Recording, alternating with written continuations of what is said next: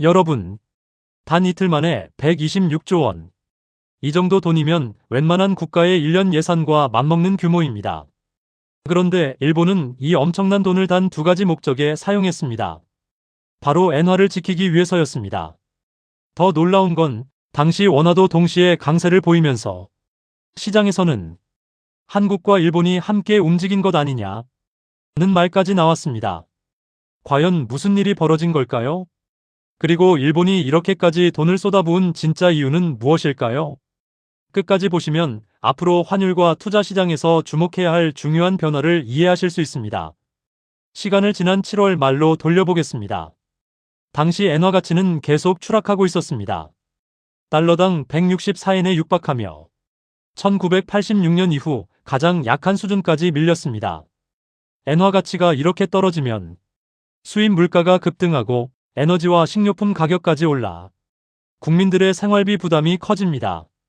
일본 정부 입장에서는 더 이상 지켜보기 어려운 상황이었던 것입니다.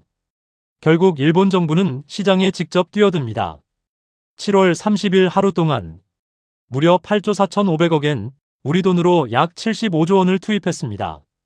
그리고 다음 날에도 5조 3천억엔, 약 49조 원을 추가로 투입했습니다. 합치면 무려 13조 7,800억엔, 우리 돈으로 약 126조 원입니다. 이는 일본 역사상 가장 큰 규모의 시장 개입으로 추정됩니다. 그런데 여기서 더 놀라운 사실이 있습니다. 이 엄청난 개입이 끝난 직후 엔화뿐 아니라 원화도 갑자기 강세로 돌아섰습니다. 단순한 우연이었을까요? 아니면 정말 한국과 일본이 함께 움직인 걸까요? 시장에서는 예상치 못한 추측이 쏟아졌습니다.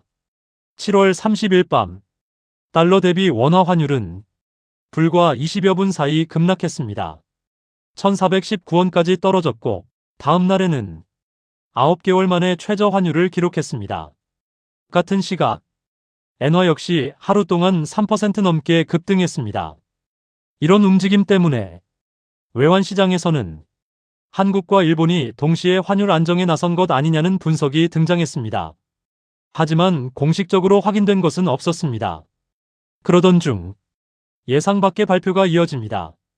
일본 재무상은 미국과 일본이 공동으로 엔화 매수 개입을 실시했다고 공식 발표했습니다.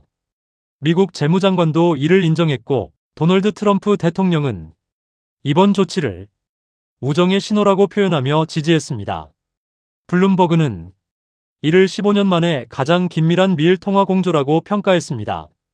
그런데 여기서 또 하나의 반전이 기다리고 있었습니다. 파이낸셜 타임스는 조금 다른 분석을 내놓았습니다.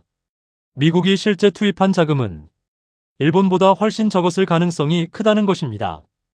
현재 미국이 보유한 외환자산 규모를 감안하면 현물 시장 개입 규모는 일본 하루 개입액의 절반 수준에 불과할 수도 있다는 분석입니다. 즉, 상징적인 공조였을 가능성도 있다는 이야기입니다. 다만, 통화선물 시장을 활용했다면 실제 영향력은 훨씬 컸을 수도 있습니다. 정확한 규모는 이달 말 미국 정부 자료가 공개되면 드러날 전망입니다. 더 중요한 것은 앞으로입니다.